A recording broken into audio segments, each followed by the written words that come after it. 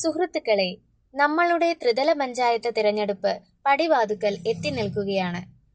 ഒരു ദിവസം നമ്മുടെ വീടിന്റെ പടിവാതുക്കൽ അനേകം സ്ഥാനാർത്ഥികൾ എത്താറുണ്ട്.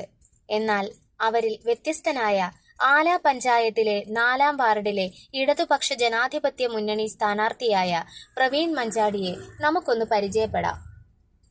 നീണ്ട 14 കൊല്ലത്തെ പ്രവാസ ജീവിതത്തിനു ശേഷം സ്വന്തം നാട്ടിലേക്ക് തിരികെ എത്തിയ ആ മനുഷ്യൻ നാട്ടിലെ സാധാരണക്കാർക്ക് വേണ്ടി ഒരു പൊതുപ്രവർത്തകനായി മാറുകയായിരുന്നു. അതിനെ തുടർന്ന് ഷോപ്പ് ആൻഡ് കൊമേഴ്സിന്റെ ഏരിയ സെക്രട്ടറിയായും ആല സഹകരണ ബാങ്കിന്റെ ബോർഡ് അംഗമായും ഇദ്ദേഹത്തിന്റെ പ്രവർത്തനം വ്യാപിപ്പിച്ചു. ഈ മേഖലകളിൽ നിന്നും ലഭിക്കുന്ന ഓണറേറിയം ഒന്നും തനിക്കുള്ളതല്ല, മറിച്ച് നാട്ടിലെ പാവങ്ങൾക്കുള്ളതാണെന്ന് പ്രതിജ്ഞയെടുത്ത ഒരു പൊതുപ്രവർത്തകൻ. ഇതിന്റെയും അപ്പുറത്തേക്ക് ജൈവ കൃഷിയെ സ്നേഹിക്കുന്ന നല്ല ഒരു കൃഷിക്കാരൻ കൂടിയാണ് ഇദ്ദേഹം. ഇന്ന് ഇദ്ദേഹത്തിന്റെ കൃഷിത്തോട്ടത്തിലേക്ക് നമുക്കൊന്ന് കടന്നു ചെല്ലാം. നമ്മളെല്ലാം ഉപയോഗിക്കുന്ന ജൈവവളങ്ങളാണ്. നമ്മൾ പോൾട്രി ഫാമിൽ നിന്ന് എടുക്കുന്ന വേസ്റ്റാണ് നമ്മൾ ആദ്യമായിട്ട് ഇത് ചെയ്ത. പോൾട്രി ഫാം എഴുതുന്ന വേസ്റ്റ് ആകുമ്പോൾ വേറൊരു കാര്യം എന്ന് പറഞ്ഞാൽ ഇതിന് ട്രീറ്റ്മെൻറ്റ് ചെയ്യേണ്ടതായിട്ടുണ്ട്. ട്രീറ്റ്മെൻറ്റ് ചെയ്യാന്ന് പറഞ്ഞാൽ വേറെ ഒന്നുമല്ല, ഇതിന് ഭയങ്കര ഹീറ്റാണ്. ഇത് ഹീറ്റ് ആകുമ്പോൾ നമ്മൾ എന്ത് ചെയ്യും, ഇതിനെ നിരത്തിയിട്ട് വെള്ളം തളിച്ച് വെക്കണം. നിരത്തിയിട്ട് വെള്ളം തളിച്ച് വെച്ച് കഴിഞ്ഞാൽ ഇതിൻ്റെ ഹീറ്റ്നെസ് മാറും. പിന്നെ അത് കഴിഞ്ഞിട്ട് മാത്രമേ ഇത് ഡയറക്റ്റ് അപ്ലൈ ചെയ്യാവൂ. അല്ലാതെ ആ കൊണ്ടുവരുന്ന അതേപോലെ കൊണ്ട് അപ്ലൈ ചെയ്ത് കഴിഞ്ഞാൽ അത് ചൂട് കൂടി ഇത് അളിഞ്ഞു പോത്തേ ഉള്ളൂ പയറുമണികൾ. അതുകൊണ്ട് എന്താ ചെയ്യേണ്ടതെന്ന് ചോദിച്ചാൽ നമ്മളിതിനെ ട്രീറ്റ് ചെയ്യുക എന്ന് പറഞ്ഞാൽ ചില അതിൽ ഓക്സിജൻ്റെ സപ്ലൈക്ക് വേണ്ടി കുമ്മായം വിതറി കൊടുക്കാറുണ്ട്. അതും വേണമെങ്കിൽ ചെയ്യാവുന്നതാണ്. ഓക്സിജൻ സപ്ലൈ ഉണ്ടാകും, അത് ഇച്ചിരി കുമ്മായം കൂടെ മിക്സ് ചെയ്ത് നമുക്കത് ചെയ്ത് കൊടുക്കാവുന്നതാണ്. അതുതന്നെയാണ് സാധാരണ എല്ലാവരും ചെയ്യുക. ഈ ട്രീറ്റ് ചെയ്യുക എന്ന് പറയുന്നത് ഇതൊക്കെ തന്നെ, ഈ പ്രോസസ്സ് തന്നെയാണ് ഈ ട്രീറ്റ് ചെയ്യുന്നതും. ഇത് കണ്ടോ, ഈ ഇലയുടെ ഇടയ്ക്ക് കാണുന്ന ഈ പ്രാണി, ഇതാണ് നമ്മുടെ ഈ കൃഷിയെ മുഴുവൻ നശിപ്പിക്കുന്നത്. ഇതാണ് ഇല ചുരുട്ടൻ പുഴു. ഇതിനെ മുഴുവനായിട്ട് നശിപ്പിക്കേണ്ടതായിട്ടുണ്ട്. ഇത് മാത്രമാണ് നമ്മൾ ഇതിനകത്ത് ശ്രദ്ധിക്കേണ്ടത്. അതാണ് ഓരോ ദിവസവും നമ്മൾ രാവിലെ ഈ പയറിൻ്റെ അടുത്ത് ചെന്ന് കഥ പറയണം, എന്നാലേ പയർ തളിക്കുള്ളൂ അല്ലെങ്കിൽ തളിർക്കുള്ളൂ എന്ന് പറയുന്നതിൻ്റെ കാരണം ഇതാണ്. ഈ ഇലയുടെ അടിയിലെല്ലാം നമ്മൾ ശ്രദ്ധിക്കേണ്ടതായുണ്ട്. നമ്മളതിനെ കളഞ്ഞത് രക്ഷിച്ചെടുത്തതാണിത്. നമ്മളല്ലാതെ അതിന് പകരമായിട്ട് വേറെ ഒരു മരുന്നും നമ്മൾ ഉപയോഗിക്കില്ല. ഓരോ ദിവസവും ഇങ്ങനെ ഇതിനെ സംരക്ഷിക്കുക എന്നുള്ളത് മാത്രമാണ് നമ്മൾ ചെയ്യുന്നത്. ശരിക്കും പറഞ്ഞാൽ നമ്മളൊരു ദിവസം രാവിലെ എവിടെയെങ്കിലും യാത്ര പോയിട്ട് തിരിച്ചു വരുമ്പോൾ നമ്മൾ കുളിക്കുക എന്ന് പറയുന്നത് പോലെ തന്നെ ഇതിൻ്റെ ദേഹത്തെ മുഴുവൻ ബാക്ടീരിയകളും നമ്മൾ റിമൂവ് ചെയ്യേണ്ട ഉത്തരവാദിത്വം നമ്മളുണ്ട്. ഒരു കൃഷിക്കാരൻ എന്ന നിലയ്ക്ക് നമ്മളുടെ ഉത്തരവാദിത്തമാണ്. ഇതൊക്കെയാണ് ഇതൊക്കെ സ്റ്റാർട്ട് ചെയ്ത് തന്നിരിക്കുകയാണ്. കണ്ടില്ലേ, ഇവനെയൊക്കെ നമ്മൾ കളയേണ്ടതായിട്ടുണ്ട്. ഇങ്ങനെ ഓരോ ദിവസവും നമ്മളിതിനെ പരിപാലിച്ചാൽ നമുക്ക് നല്ല വിളകൾ കിട്ടും. ഈ വള്ളികൾ നമുക്ക് ഓരോന്നായി ഈ പന്തലിൽ പടർത്തേണ്ട ഉത്തരവാദിത്വം നമുക്ക്. ഈ പന്തലിൽ പടർന്നാൽ മാത്രമേ ഇതിൻ്റെ തണ്ടുകൾ നിലനിൽക്കൂ. അതുകൊണ്ട് വളരെ ശ്രദ്ധിക്കേണ്ട ഒരു കാര്യം, ഇതിൻ്റെ നാമ്പുകൾ കറക്റ്റായിട്ട് ഈ പന്തലിനെ സപ്പോർട്ട് ചെയ്ത് കൊടുക്കേണ്ടതായിട്ടുണ്ട്. എൻ്റെ ഈ പന്തലിൻ്റെ സൈഡുകളിലെല്ലാം ഈ സെൻറ്ററുകളിലും എല്ലാം ഇതുപോലത്തെ GI ചെറിയ കമ്പികളാണ്, 16 mm കമ്പികളാണ്. അതാണ് ഇതിനെ സപ്പോർട്ട് ചെയ്തത്. ഇതിൻ്റെ ഇടയ്ക്കുള്ളത് പ്ലാസ്റ്റിക് മാത്രമാണ്. പിന്നെ അതുപോലെ തന്നെ ഇത് ശ്രദ്ധിക്കേണ്ട ഒരു കാര്യം, ഇത് കണ്ടില്ലേ, നമ്മൾ ഈ തണ്ടിൽ തന്നെയാണ് ചെറിയ ചണച്ചരട് കെട്ടി, കണ്ടോ, തണ്ടിൽ തന്നെ എഴുതിട്ട്, അല്ലാതെ സാധാരണ കുറ്റി അടിച്ചൊന്നുമല്ല, ഈ തണ്ടിൽ തന്നെ കെട്ടി പടർത്തി ചുറ്റിക്കയറ്റി വിട്ടേക്കാണ്. ഇതിപ്പം നമുക്ക് ഈ ചരടിൻ്റെ ആവശ്യകത ഈ വള്ളിയിൽ ഈ പയർവള്ളി ചുറ്റുന്നത് വരെ മാത്രം മതി. പിന്നെ നമുക്ക് ഈ ചരടിൻ്റെ ആവശ്യകതയില്ല. അതുകൊണ്ടാണ് വേദനിപ്പിക്കാതെ പ്ലാസ്റ്റിക് ഒന്നും ഉപയോഗിക്കാതെ ചണത്തിൻ്റെ തന്നെ വള്ളി കൊണ്ട് തന്നെ കെട്ടി അതിനെ മുകളിലേക്ക് എടുത്തിരിക്കുന്നത്. നോക്കിയാൽ മതി, ഓരോ പയർവണിയിലും കെട്ടിയാൽ മതി.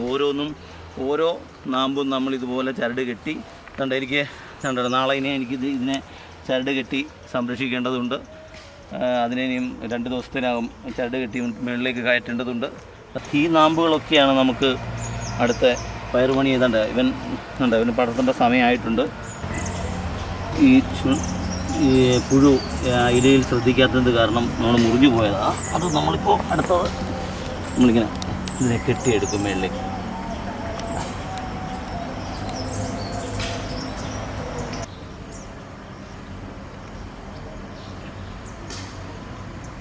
ഇത്ര മാത്രമേ ഉള്ളൂ. ഈ പ്രോസസ്സാണ് നടക്കുന്നത്. നാളെ തൊട്ടവൻ ഇതിലേക്ക് ചുറ്റിപ്പടർന്ന് മേളിലെത്തും. അതിനുള്ളൊരു ശ്രമമാണ് നമ്മൾ നടത്തുന്നത്. ഇപ്പോൾ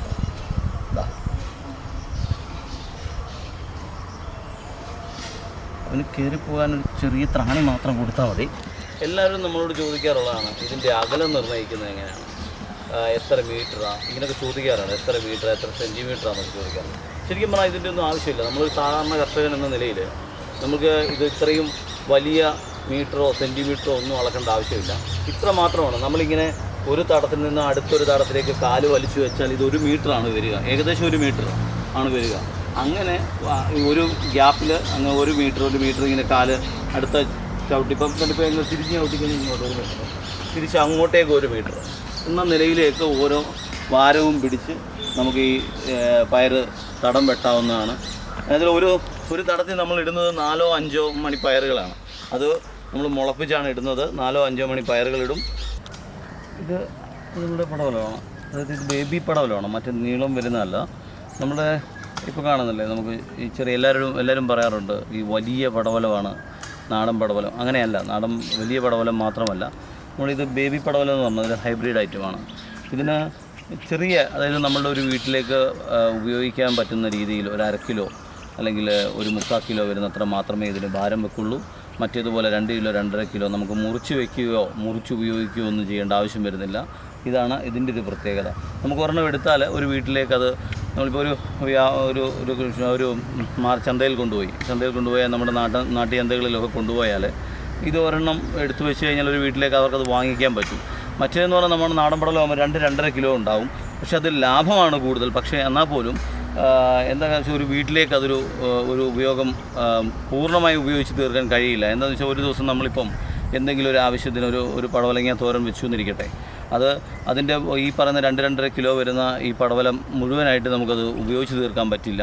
നമ്മളതൊരു ശകലം മാത്രം മുറിച്ചെടുത്ത് ബാക്കി ഫ്രിഡ്ജിൽ സൂക്ഷിച്ച് അത് കേടായി പോകുന്നൊരവസ്ഥയുണ്ട്.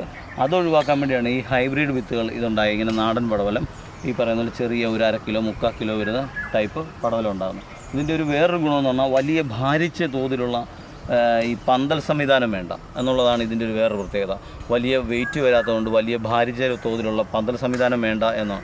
ഇത് ശരിക്കും പറഞ്ഞാൽ ചിലയിടത്തൊക്കെ ഈ പറയുന്ന തൃശ്ശൂർ മേഖലയിലൊക്കെ ഇത് പന്തൽ പോലും ഇല്ലാതെ തറയിൽ വളർത്തുന്നുണ്ട്. പോളിത്തീൻ ഷീറ്റ് വിരിച്ചിട്ടിട്ട് ഇതിട്ട് കഴിഞ്ഞാൽ ഇത് തറയിൽ പോലും പടർന്ന് കളിക്കുന്നുണ്ട്. പിന്നെ നമ്മളുടെ ഈ മധ്യ തിരുവിതാംകൂറിൻ്റെ ഒരു സംസ്കാരമാണ് ഈ പന്തലുകളിൽ ഇങ്ങനെ പടർത്തുക എന്നുള്ളത്. അങ്ങനെയാണ് ഇത്. ഈ ബേബി പടവലം ശരിക്കും പറഞ്ഞാൽ പന്തലുകളിൽ പടർത്തേണ്ട ആവശ്യകത ഇല്ല.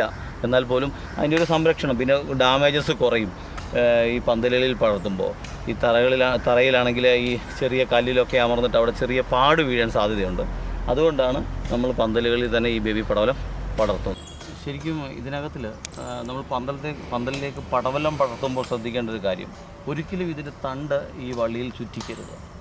നമ്മൾ ചുറ്റിക്കാൻ ശ്രമിച്ചാൽ അത് എന്താണെന്ന് വെച്ചാൽ അതിൻ്റെ തണ്ട് ഒടിഞ്ഞു പോകാൻ, ഏറ്റവും കട്ടി കുറഞ്ഞ തണ്ടാണ് ഈ പടവലത്തിൻ്റെ, ഒടിഞ്ഞു പോകാൻ സാധ്യതയുണ്ട്.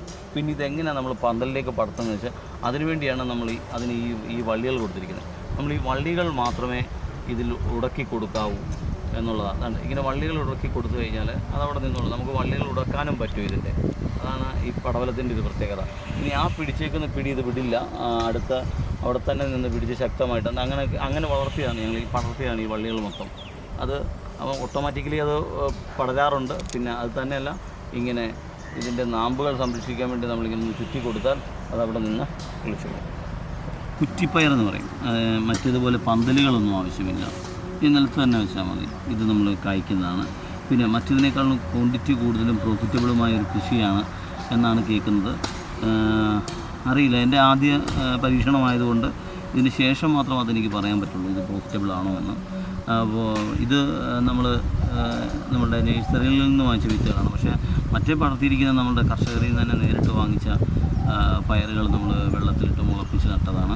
ഇത് പക്ഷേ നഴ്സറിയിൽ നിന്ന് വാങ്ങിച്ച വിത്തുകളാണ്. അതുകൊണ്ട് ഇതിൻ്റെ എത്രമാത്രം കായ്ഫലം ഉണ്ടാകുമെന്ന് എനിക്കറിയില്ല. പക്ഷേ അത് എന്തായാലും വള്ളികൾ വീശി തുടങ്ങി. ഇതിന് പന്തലുകൾ വേണ്ട, നിലത്ത് തന്നെ പടർന്നോളും. അവിടെ നമ്മൾ പറിച്ചെടുക്കുകയാണ് സാധാരണ ഈ പയറിൻ്റെ രീതി. ഇത് നമ്മളൊരു 100 മൂടോളം ഇവിടെ വെച്ചിട്ടുണ്ട്. ശരിക്കും നമുക്ക് ഇത് പറഞ്ഞപ്പോൾ ഡെയിലി ഒരു 3 കിലോ വരെ ഒരു മൂടിൽ നിന്ന് കിട്ടുമെന്ന് പറഞ്ഞാണ് നമുക്ക് ഈ വിത്ത് തന്നത്. ഇനി അത് കായ്ഫലം വന്നതിന് ശേഷം മാത്രമേ നമുക്കതൊരു നിഗമനത്തിലെത്താൻ പറ്റൂ. എന്നാൽ പോലും 1 കിലോ വീതം വെച്ച് കിട്ടിയാൽ പോലും നമുക്ക് 100 മൂടിൽ നിന്ന് 100 കിലോ പയർ ഡെയിലി നമുക്ക് പറിക്കാൻ പറ്റുന്ന നിലയിലേക്കാണ് നമ്മളിത് നട്ടിരിക്കുന്നത്. ഇത് നമ്മുടെ ഏത്തവാഴ വിത്തുകളാണ്. ഇതിൻ്റെ ഇടയ്ക്കാണ് നമ്മൾ ഓരോരോ പയറുകൾ ഇങ്ങനെ കുറ്റിപ്പയറുകൾ നട്ടിരിക്കുന്നത്. പക്ഷേ ഇതിൻ്റെ അകലത്തിന് നമുക്ക് ലാഭപ്പെടുത്താൻ വേണ്ടിയാണ് നമ്മൾ ഇതിൻ്റെ ഇടയ്ക്ക് ഓരോരോ കുറ്റിപ്പയറുകൾ നട്ടിരിക്കുന്നത്. ഇത് നമ്മുടെ ഏത്തവാഴയുടെ ഇടയ്ക്ക് നമുക്ക് ചേനയൊക്കെ നടാൻ പറ്റുന്നതാണ്. പക്ഷെ പിന്നെ നമ്മളുടെ ഒരു പരീക്ഷണമായിരുന്നു ഈ കുറ്റിപ്പയർ നടുക എന്നുള്ളത്. നമ്മൾ ഏത്തവാഴ വിത്തുകളുടെ എല്ലാ ഇടയ്ക്കിൽ നമ്മൾ ഇതുപോലെ ഓരോ പയറുകൾ വീതം നട്ടിട്ടുണ്ട്. കുറ്റിപ്പയറുകൾ നട്ടാനുള്ള കാരണം എന്ന് പറഞ്ഞാൽ നമുക്ക് ഈ ചേനയ്ക്ക് നമുക്ക് നിരന്തരമായി ഡെയിലി നമുക്ക് വിളവ് കിട്ടുന്നൊരു സാധനമല്ല. അറിയാമല്ലോ, അതിൻ്റെ ഒരു പ്രാവശ്യം മാത്രം വിളവെടുപ്പ് നടക്കുന്നതാണ്. പക്ഷേ പയർ അങ്ങനെയല്ല, നമുക്ക് ഡെയിലി നമുക്ക് ലാഭം കിട്ടുന്നൊരു സാധനമാണ്. അതിൽ നിരന്തരം പയറുകൾ കിട്ടും, ഡെയിലി പയറുകൾ കിട്ടാറുണ്ട്. അതിനുവേണ്ടി നമ്മളുടെ ദൈനംദിന ചിലവ് മാനേജ് ചെയ്യുന്നതിന് വേണ്ടിയാണ് ഈ ഏത്തവാഴ ഇടയിൽ ഓരോരോ ഇതുപോലെ കുറ്റിപ്പയർ നട്ടത്. ഇതെനിക്ക് തോന്നുന്നു ഏകദേശം 100 മൂടുകളാണ്. അപ്പോൾ ഈ 100 മൂട് നമുക്ക് ഓരോരോ കിലോ പയർ വീതം കിട്ടിയാൽ പോലും നമുക്ക് 100 കിലോ പയർ ഡെയിലി കിട്ടത്തക്ക നിലയിലേക്കാണ് നമ്മളിത് പ്ലാൻ ചെയ്തിരിക്കുന്നത്. ഇനിയും അത് എത്രമാത്രം പ്രാവർത്തികമാണെന്നറിയില്ല. നമ്മൾ പുറത്തുനിന്ന് വാങ്ങിച്ച തൈയാണ്, അല്ലാതെ നമ്മളിത് വിത്തുകൾ കണ്ട് ഞാൻ മുമ്പ് പറഞ്ഞ വില്ലന്മാരിവിടെ ഉണ്ട്. കണ്ട് ഇവന്മാരെയാണ് നമ്മൾ ഇല്ലാതാക്കേണ്ടത്. ഇത് വലിയ ദോഷമാണ് കൃഷിക്ക് ഇത് വലിയ ദോഷമാണ്. നമ്മൾ ഇതിനകത്ത് നിന്ന് തുരത്തേണ്ട ഒരു ആവശ്യകതയുണ്ട്. നമ്മൾ ഇങ്ങനെ തന്നെയാണ് ചെയ്യുന്നത്, അല്ലാതെ നമ്മൾ മരുന്നുകൾ അടിക്കുകയോ ഒന്നും ചെയ്യില്ല. പിന്നെ നമ്മൾ ഈ ഇട കുത്തി കൊടുക്കുന്നത് ഇതിൻ്റെ വേരോട്ടത്തിനും ഈ വേറെ കളകൾ ഇതിനകത്ത് ഉണ്ടാകാതിരിക്കാൻ വേണ്ടി നമ്മൾ ഈ ഇട കുത്തി കൊടുക്കുന്നത്. ഇങ്ങനെ ഇട കുത്തി സംരക്ഷിക്കേണ്ടതായിട്ടുണ്ട്, അല്ലെങ്കിൽ മുഴുവൻ കാട് കയറിക്കും. അത് ഈ മേൽമണ്ണ് മാത്രം ഇളക്കുക എന്നുള്ളൊരു പ്രോസസ്സ് മാത്രം ഇളക്കും. ഇതുപോലെ നമ്മളൊരു ഫുൾ പൂന്താലി ഇറങ്ങി അത് അത്രയും മണ്ണിളക്കി വരിക എന്ന് പറയുന്നത് പോസിബിളായൊരു കാര്യമാണ്. അതുകൊണ്ട് നമ്മൾ ആ ഒരു പഴയ രീതി തന്നെയാണ് പിന്തുടരുന്നത്. ഈ ഇട കുത്തുന്നത് ഇങ്ങനെ തന്നെയാണ് നമ്മൾ നല്ല ഡ്രില്ലർ വെച്ച് അടിക്കാറുള്ളത്. പിന്നെ അതുപോലെ തന്നെ ഇവിടെ നമ്മൾ മൊത്തം വെച്ചേക്കുന്നത് ഏകദേശം 220 മൂട് വാഴയാണ്. വെണ്ടയാണ് ഒരു 60 മൂട് വെണ്ടയോളം വെച്ചിട്ടുണ്ട്. നമ്മൾ പിന്നെ അത് വലിയ അകലങ്ങളൊന്നും നമ്മൾ പാലിച്ചിട്ടില്ല. എന്താ വെച്ചാൽ ഈ വെണ്ടയ്ക്ക് ശരിക്കും പറഞ്ഞാൽ അകലങ്ങൾ വേണ്ട. ഇത് ഞങ്ങളുടെ ഒരു പുതിയ പരീക്ഷണമായിരുന്നു, വെണ്ടയ്ക്ക് അകലങ്ങൾ വേണ്ട. പിന്നെ അതുപോലെ തന്നെ കണ്ടില്ലേ, ഏറ്റവും ഹൈബ്രിഡ് വിത്തുകളാണ്. ഏറ്റവും ചെറുതായിരിക്കുമ്പോൾ തന്നെ കണ്ടില്ലേ ഇത്രയും കായ് ഇതിൽ പിടിച്ചിട്ടുണ്ട്. ഇത് ഒരു ഹൈബ്രിഡ് വിത്തുകളാണ്. അത് നല്ല പരീക്ഷണമായിരുന്നു. അത് എനിക്ക് നമ്മളുടെ തനിമ എന്ന് പറഞ്ഞ ഒരു ഫാമിൽ നിന്ന് നമുക്ക് ലഭിച്ച വിത്തുകളാണ്. നല്ല വിത്തുകളാണ്. ഇതിന് നല്ല പ്രോഫിറ്റബിൾ ആകുമെന്ന് നമുക്ക് ഒരു പ്രതീക്ഷ നൽകുന്നു. ഇത് നമ്മുടെ ബുള്ളറ്റ് മുളകാണ്. ബുള്ളറ്റ് മുളക് എന്ന് പറഞ്ഞാൽ നമ്മുടെ എരിവ് കൂടിയ ആ മുളക്. ഇപ്പോൾ പൊതുവെ ആരും നീളമുള്ള ചെമ്പാമുളക് ഉപയോഗിക്കാറില്ല. എന്താ ഈ ചെമ്പാമുളകിൻ്റെ പ്രശ്നമെന്ന് വെച്ചാൽ അതിനെ ഈ ഒരു പച്ചമുളകിൻ്റെ ചുവ കൂടുതലാണ്, പക്ഷേ എരിവ് ലഭിക്കുന്നുമില്ല. അപ്പോൾ അത് എരിവ് കൂടുതൽ കിട്ടാൻ വേണ്ടി ചെമ്പാമുളക് കൂടുതൽ ഉപയോഗിക്കും. ആ പച്ചപ്പ് ആ കറിയിലും ഒക്കെ ഒരു പച്ച ചുവ വരുന്നത് കാരണമാണ് നമ്മളിപ്പോൾ ആരും ഈ ചെമ്പാമുളക് ഉപയോഗിക്കാതെ ബുള്ളറ്റ് മുളക് എന്ന് പറയുന്ന ഉരുണ്ട മുളക്, എരിവ് കൂടിയ മുളക് ഉപയോഗിക്കുന്നത്. അതിൻ്റെ ഒരു വാണിജ്യ സാധ്യത കണ്ടാണ് നമ്മളിത് ഒരു 100 മൂടോളം പച്ചമുളക് വെച്ചിട്ടുണ്ട്. തക്കാളിയാണ്, ഞാൻ പറഞ്ഞത് നമ്മളുടെ ഒരു ഫാമിൽ നിന്ന് ലഭിച്ചതാണ്. അത് ഇനി എത്രമാത്രം കായ് ഇത്രയും ഹൈറ്റായിട്ട് നമുക്കതിന് കായൊന്നും പിടിച്ചേണ്ട. ഇപ്പോൾ ചെറിയായിട്ട് കാ പിടിച്ച് വരുന്നുണ്ട്, ഒരു പ്രതീക്ഷ നൽകുന്നുണ്ട് ഇത്. അപ്പോൾ കായ്ക്കും എന്നുള്ളൊരു ഉറപ്പുണ്ട്. സാധാരണ പൊതുവേ തക്കാളി കൃഷികളൊക്കെ പരാജയപ്പെടാറാണ്, ഈ ഫാമുകളിൽ നിന്ന് വാങ്ങിക്കുന്നത് പൊതുവെ പരാജയപ്പെടാറാണ് കൂടുതലും കാണാറുള്ളത്. ഇത് എത്രമാത്രം ഉണ്ടാകുമെന്ന് എനിക്കറിയില്ല. അത് ഞാനൊരു പരീക്ഷണാർത്ഥം കുറച്ച് മാത്രം ഒരു 10-30 മൂട് മാത്രമേ വാങ്ങിച്ചു വെച്ചിട്ടുള്ളൂ. ഒരു പരീക്ഷണം നടത്തിയാണ്. ഇത് എന്താണെന്നറിയില്ല, സാധ്യത എത്രമാത്രം ഉണ്ടെന്നറിയില്ല. ഇതിലൊക്കെ എന്തായാലും കാ പിടിച്ചു തുടങ്ങിയിട്ടുണ്ട്. എന്തായാലും ചെറിയ പൂവുകൾ വരുന്നുണ്ട്.